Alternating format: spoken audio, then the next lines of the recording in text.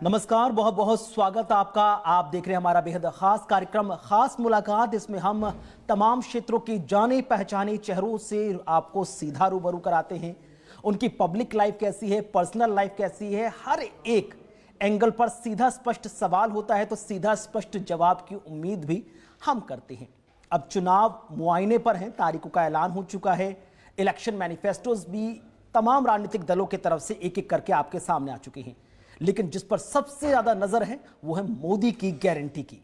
जी हां, केंद्र की सत्ता के 10 साल पूर्ण होने के बाद प्रधानमंत्री नरेंद्र मोदी की तरफ से संकल्प पत्र जारी किया गया, जिसे नाम दिया गया मोदी की गारंटी।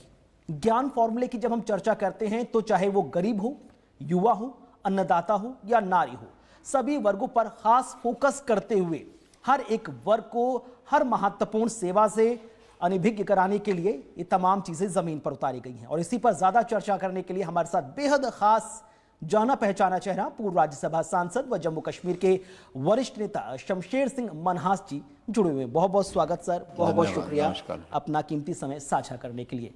तो जिस तरह से हमने चर्चा की, चुनाव के तारीखों का ऐलान हो चुका है, तमाम राजनीतिक दलों ने आम जनता को लुभाने के लिए अपने इलेक्शन मैनिफेस्टो भी जारी कर दिए हैं। भारतीय जनता पार्टी की तरफ से संकल्प पत्र जारी किया गया है, नाम दिया गया है मोदी की गारंटी।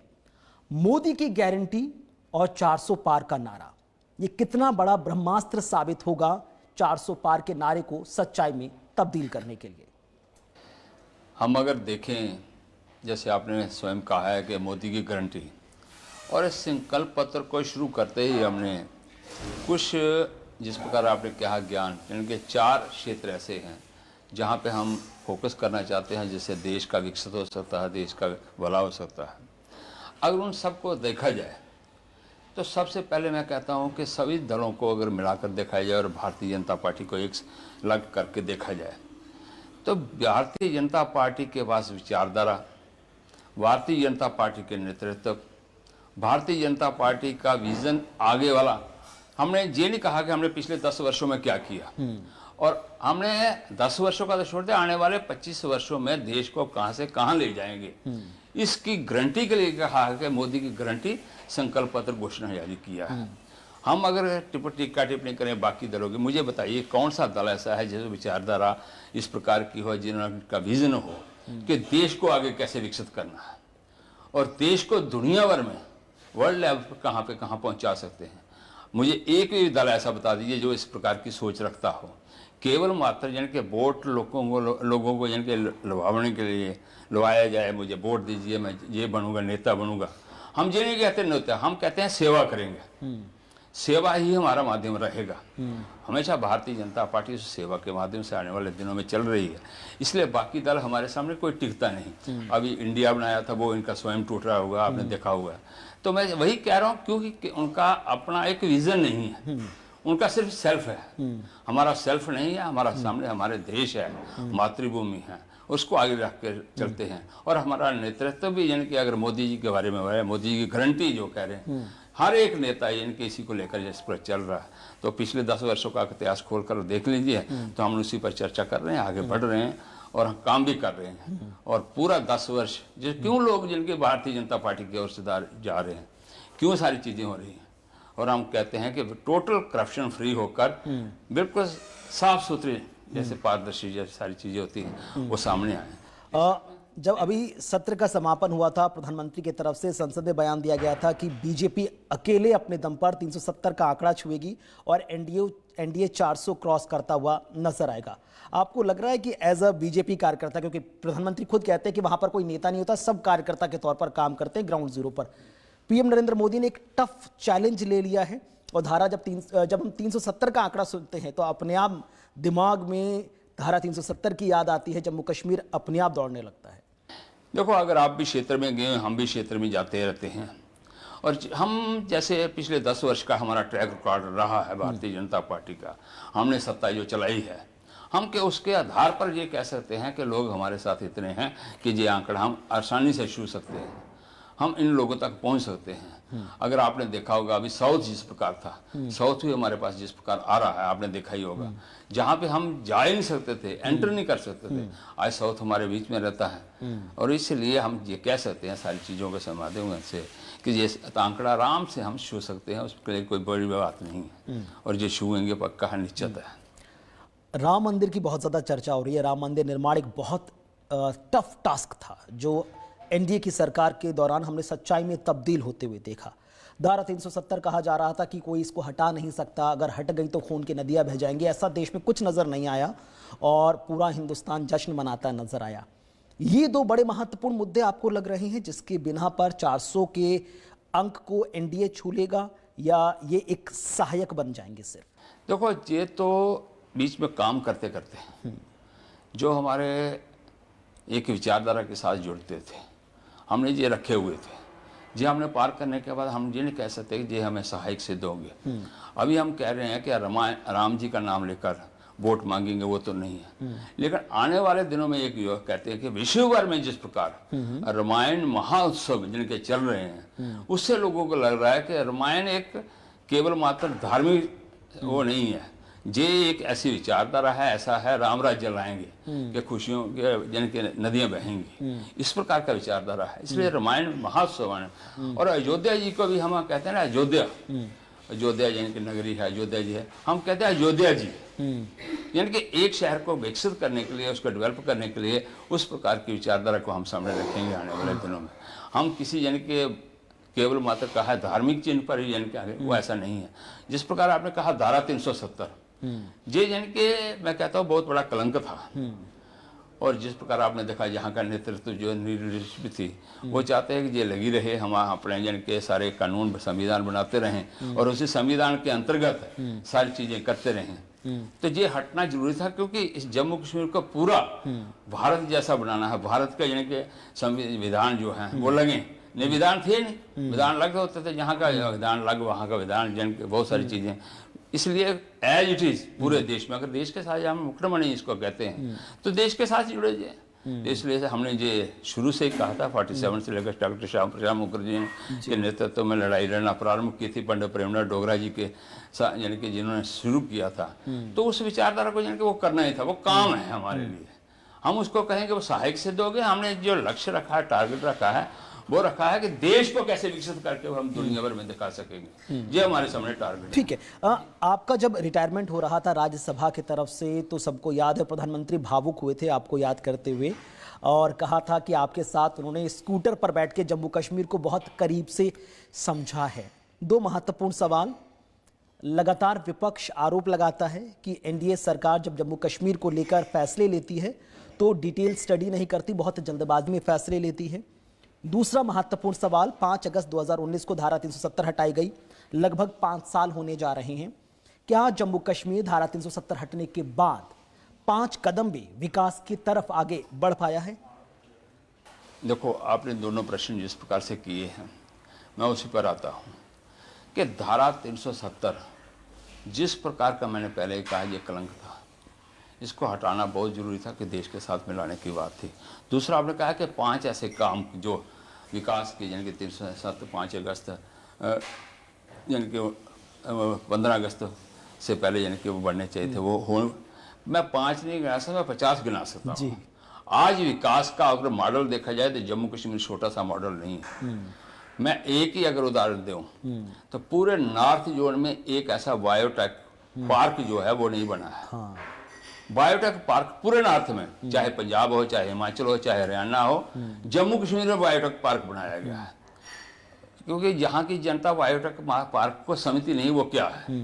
हम कोई भी काम करना चाहे, चाहे स्टार्टअप करना शुरू करें, चाहे किसान कोई काम करना शुरू करे, चाहे नौजवान कोई आगे बढ़ना चाहे, चाहे यानी कि मध्यम वर्ग का कोई काम करना यानी किसी प्रकार की विचार, तो उस बायोटेक पार्क में जाकर स्टडी कर सकता है। वहाँ से बहुत सारे यानी कि स्कॉलर ऐसे बैठे हुए हैं, वो उनको बता सकते हैं। ऐसा यानी कि वो सारा डेवलप किया गया है। मैं इसलिए कहता हूँ यहाँ की जनता को, खासकर जम्मू कश्मीर खुशनसीब है कि उस बायोटेक पार्क की मदद से हम आराम से अपनी ज़िंदगी व्यतीत कर सकते हैं। आप तो यानी कि इस प्रकार यहाँ से मीडिया से भी जुड़े होंगे, टेक्निकल टेक्नोलॉजी में जुड़े हुए हैं, तो बायोटेक पार्क का मतलब समझते हैं। तो इसलिए बायोटेक पार्क में नहीं है।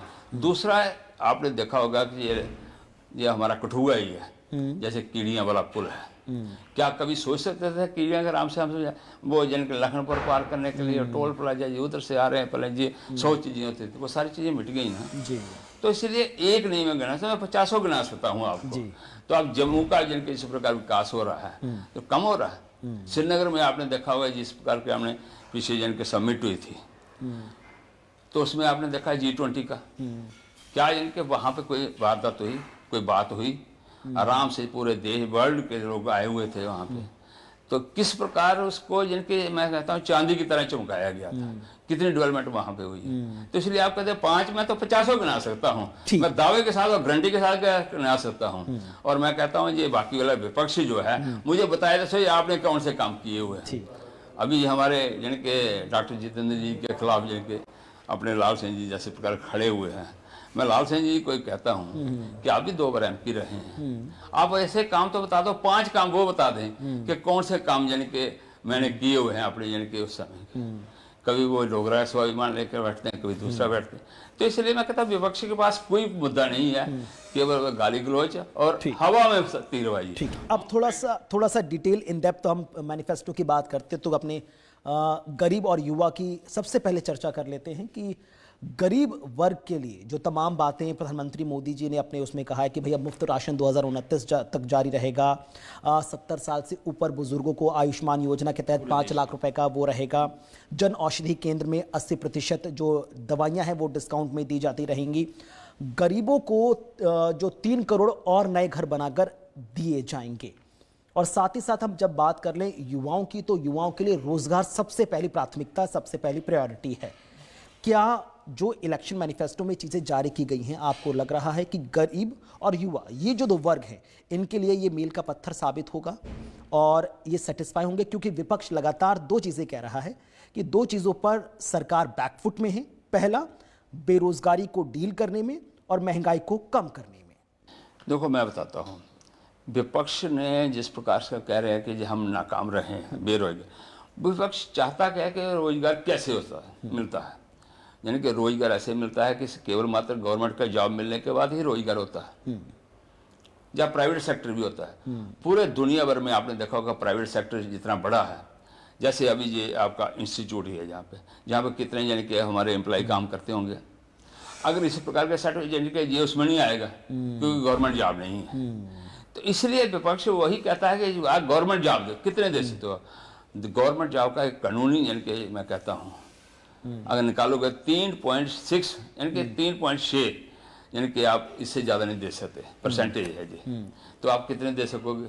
इसका मतलब सारे के सारे यानी कि पूरे अब हमारे 140 करोड़ है, 90 करोड़ के लगभग नौजवान होगा, 90 करोड़ से यानी कि 90 करोड़ वोटर है लगभग, मत ज़्यादा नहीं तो 20-22 करोड़ नौजवान होगा। क्या आप उनको जॉब दे सकते हैं? मोदी जी ने पिछले 10 वर्षों का अगर ट्रैक निकालो तो जैसे विश्वकर्मा योजना, बाकी जिनके सेक्टर प्राइवेट सेक्टर हैं उसको कितना बढ़ावा दिया होगा।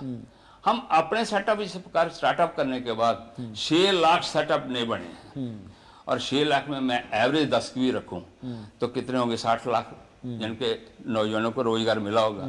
इसी प्रकार आने वाले दिनों में हम 6 करोड़ यानी कि नए सेटअप शुरू करना चाहते हैं। जैसे आपने कहा कि 3 करोड़ वो यानी कि हम बनाना चाहते हैं, घर बनाना चाहते हैं, एम्प्लॉयमेंट है वो तो उसी के माध्यम हम केवल मात्र उसमें नहीं, अब जैसे डेवलपमेंट हो रहा है, विकास हो रहा है, जिस प्रकार सड़कों का निर्माण हो रहा है, यानी कि रेलवे का निर्माण हो रहा है, हम केवल मात्र इसी तक सीमित नहीं है। विश्वकर्मा योजना लागू की गई, हम कहते हैं कि सब अपने अपने यानी कि पाँव पे खड़ा हो, कौन सा काम करना चाहते हैं आप वहाँ पे खड़े हो जाइए और आपको 1 लाख रुपया दिया जाएगा तुरंत।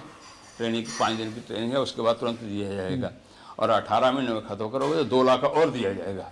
तो मोदी की गारंटी है ना, बैंक के पास जाना कोई गारंटी नहीं देनी। अभी तो जैसे मुद्रा योजना के अंतर्गत बहुत सारे लोगों ने काम कर रहे हैं, वो 10 लाख तक मैक्सिमम था, अभी उसको बढ़ाकर 20 लाख कर दिया है। बिल्कुल, हम नौजवानों को आगे बढ़ाना चाहते हैं, उनको रोजगार देना चाहते हैं ताकि अपने पांव पे खड़े होकर देश का निर्माण कर सके। देश निर्माण की आप चर्चा कर रहे हैं, विपक्ष लगातार बार बार आरोप लगा रहा है कि 80,000 लोगों को आप मुफ्त राशन दे रहे हैं, यानी कि वही कह रहे हैं कि अभी भी ऐसे लोग हैं जो अपना राशन हासिल नहीं कर पा रहे, कमा नहीं रहे हैं।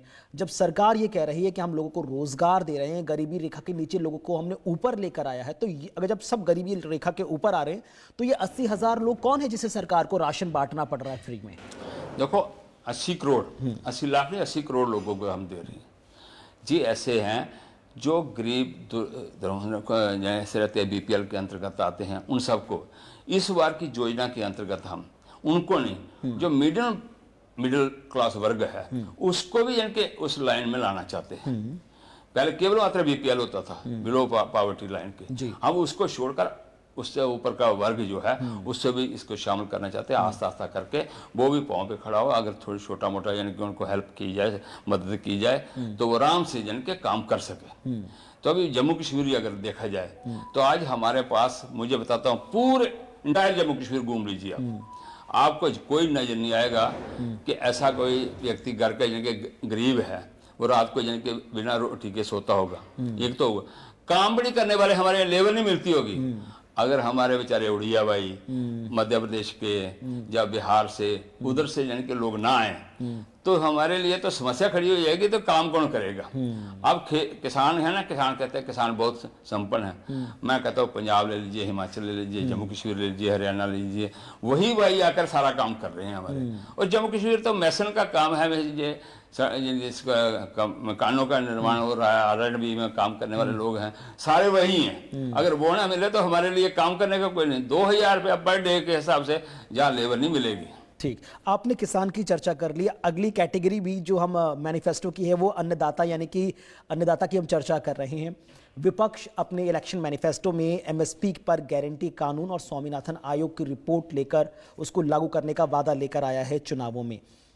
सरकार पर ये निगाहें हैं कि MSP के दायरे में तमाम फसलों को तो लाया जा रहा है, लेकिन सरकार MSP पर गारंटी कानून देने से बच रही है। ये एलिगेशंस को आप कैसे देखते हैं? आपने मैनिफेस्टो पढ़ा होगा, हमने कहा है कि हर वर्ष किसानों की MSP बढ़ाई जाएगी। मैनिफेस्टो में हमने श्योर किया है और अभी से हम निर्माण इसका इनके लागू कर देंगे, इसकी इम्प्लीमेंट कर देंगे। और फसल बीमा योजना के अंतर्गत हम किसानों को और मजबूत करना चाहते हैं। मैं कहता हूं कि बाकी जिस प्रकार की हमने 4 वर्ग चुने, 4 चीज़ें चुनी है किसानों के लिए। एक तो अनाज तो रहेगा ही, चाहे कुछ भी कोई किसी प्रकार का होगा। हम दालों के माध्यम से तेल का, जिसमें यानी कि तेल हम कर सकते हैं, सोयाबीन, फिर सूर्यमुखी, सनफ्लावर्स, इनको और लोग कहते हैं कि हाइब्रिड्स की यानी कि वो लेकर बीज लेकर डालो, ताकि मैक्सिमम इसकी आउटपुट आने वाले दिनों में हम 5 वर्षों में आत्मनिर्भर भारत बनाना चाहते हैं। ठीक है, यानी कुल मिलाकर जो प्रधानमंत्री मोदी जी ने वादा किया था कि किसानों की आय दुगनी कर देंगे, तो ये उस तरफ चल रहा है। इसलिए मैंने कहा 10 पॉइंट अभी मोदी जी ने इस मैनिफेस्टो में कहे हुए हैं और किसानों के बारे में कहे हुए हैं, जो किसानों को हम इसी वर्ष से इम्प्लीमेंट करवाना प्रारंभ करेंगे। हर प्रकार का उनको, चाहे दवाई देने की बात हो, चाहे दूसरे चीज़ें देने की बात हो, किसी प्रकार का भी MSP तो बढ़ाएंगे और चीज़ें भी अगर मदद करने की पड़ेगी तो हम करेंगे। और किसानों की आने वाले 5 वर्षों में दुगनी आय अवश्य बढ़ाने का प्रयास करेंगे। ए से अन्नदाता होता है तो ए से अल्पसंख्यक भी होता है। प्रधानमंत्री नरेंद्र मोदी कहते हैं कि कोई जाति नहीं होती, सिर्फ 4 ही जाति हैं, गरीब की, नारी की, अन्नदाता यानी अल्पसंख्यक की और युवाओं की। विपक्ष कह रहा है कि हम सरकार में आएंगे तो जातिगत जनगणना कराएंगे, OBC को उसका हक दिलाएंगे, SC ST को उसका हक दिलाएंगे। ये जो जातिगत जनगणना का शिगुफा विपक्ष की तरफ से छोड़ा गया है, बीजेपी के पास इसकी काट क्या है? देखो, कारण ये है, वो ये चाहते हैं कि हम इस प्रकार की जनगणना करने के बाद उनको किसी प्रकार अपने साथ मिलाने का प्रयास करें, ताकि आपकी रिजर्वेशन बनी रहे, आपको इस प्रकार का मिलता रहे, ये मिलेगा वो मिलेगा।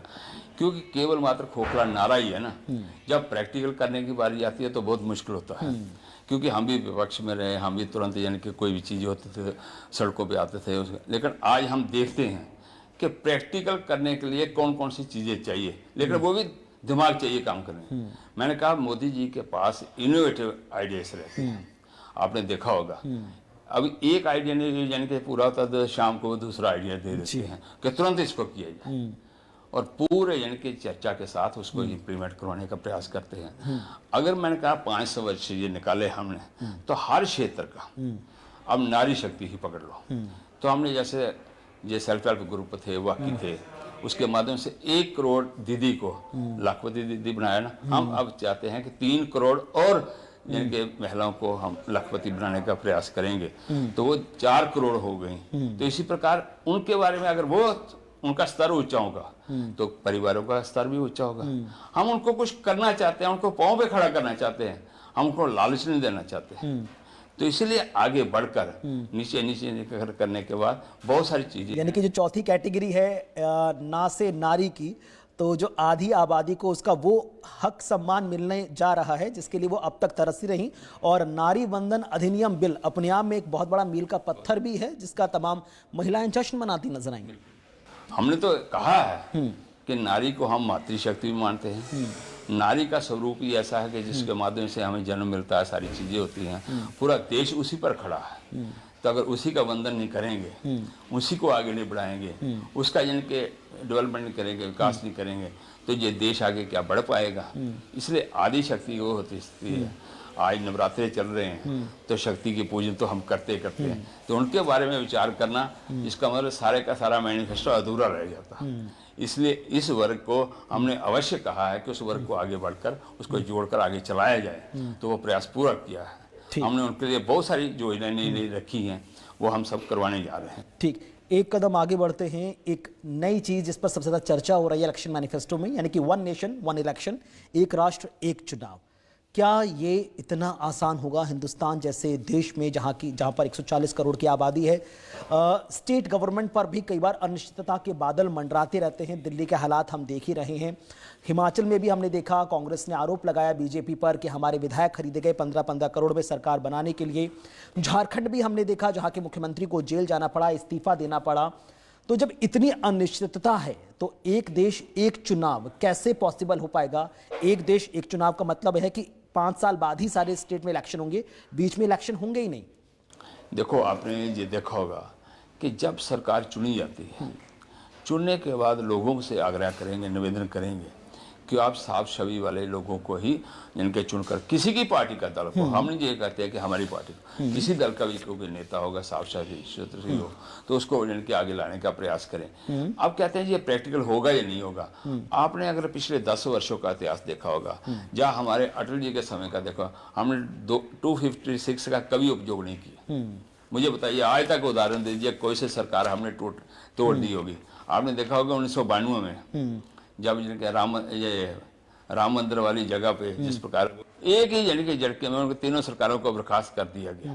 आपने देखा मध्य प्रदेश था, राजस्थान था, जो उत्तर प्रदेश था, तीनों मुख्य स्टेटें थी, तो तीनों को उन्होंने 256 वो भी छोड़िए।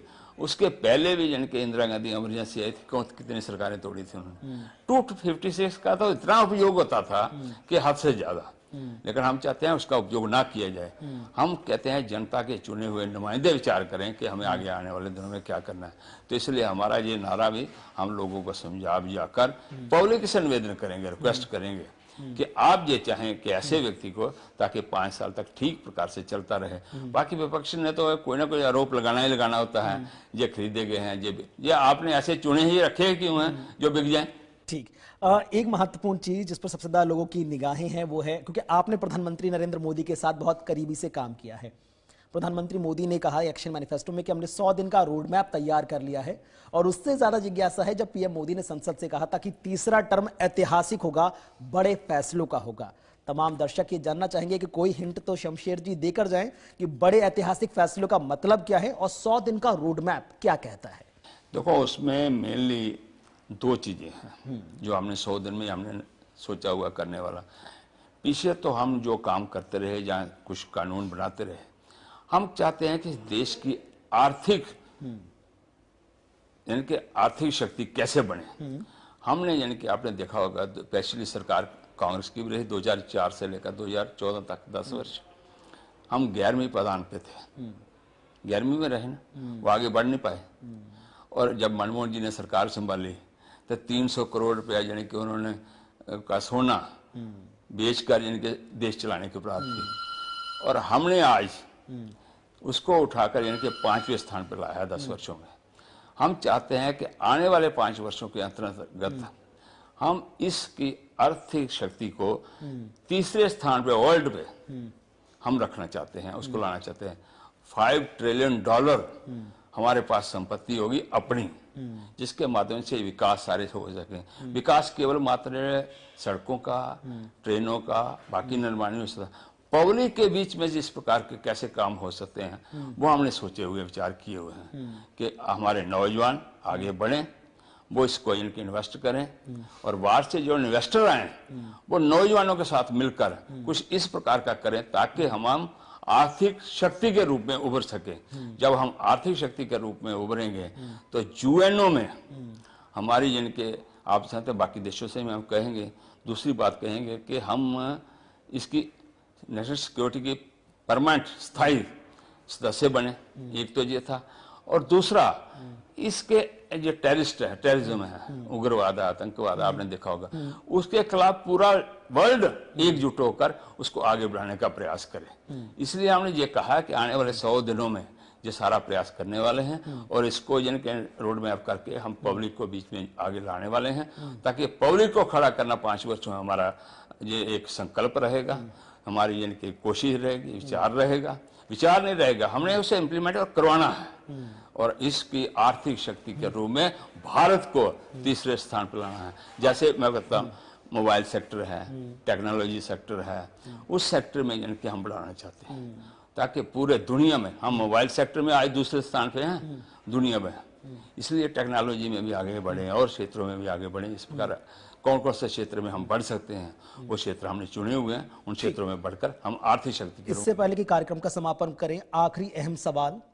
5 साल तो स्मूथली चले, 10 साल कंप्लीट हो रहे हैं, एंटी इनकम्बेंसी का डर कहीं है दिल में? और दूसरा महत्वपूर्ण सवाल, क्या इंडिया अलायंस क्या आपको एक बड़ी चुनौती लग रहे हैं? मुझे तो नहीं लगते कोई चुनौती के रूप में है। हम तो जैसे अभी मैं कर रहा हूँ जहाँ पे निकल रहे हैं दोनों क्षेत्रों में, देखो गाली गलौज देना, ऐसे प्रकार के वल्गर लैंग्वेज इस्तेमाल करना, ये हमारी एक स्वभाव में नहीं है, हमारी नेचर में नहीं, हमारे विचारधारा में नहीं है। इसलिए हमारे बड़े शालीनता के रूप में हमारे प्रत्याशी कभी दूसरे प्रत्याशी का नाम तक नहीं लेते होंगे, वो क्या कर रहे हैं, वो अपना यानी कि देखते होंगे मैंने ये विकास किए, ये किए। अब इस प्रकार का हम विचार करते हैं। हमने कभी नहीं कहा ये हमारे सामने कुछ है, तो चलाएगा वही जो वो जिसके पास होता कुछ नहीं। हमेशा आप देखा कौन का जिसको मार पड़ती है ना वो चलाता रहता है, काम करने वाला आगे निकलता है। हाथी कभी देखा हमने पीछे कुत्ते भौंकते रहते हैं, भौंकते भौंकते आगे पीछे ही भौंकेंगे ना, आगे नहीं आकर भौंकेंगे। तो इसलिए हाथी मस्त चाल में चलता रहता है। इसलिए हमारे सामने ना कोई चुनौती है, ना इस प्रकार की इनकम्बेंसी हमने की नहीं है, क्योंकि हमने 10 वर्षों में काम किया है लोगों के बीच में, लोगों के बीच का आए हुए 10 सालों का वर्क प्रोफाइल और मोदी का करिश्मा, ये is equal to win win situation. बहुत बहुत शुक्रिया सर हमारे साथ कार्यक्रम में शामिल होने के लिए। ये थे हमारे आज के खास मेहमान शमशेर सिंह मन्हास जी, पूर्व राज्यसभा सांसद, भारतीय जनता पार्टी के वरिष्ठ नेता। फिलहाल इसी के साथ हमारे इस बेहद खास कार्यक्रम खास मुलाकात में आज बस इतना ही। वक्त छोटे से ब्रेक का, खबरें आगे जारी रहेंगी। नमस्कार।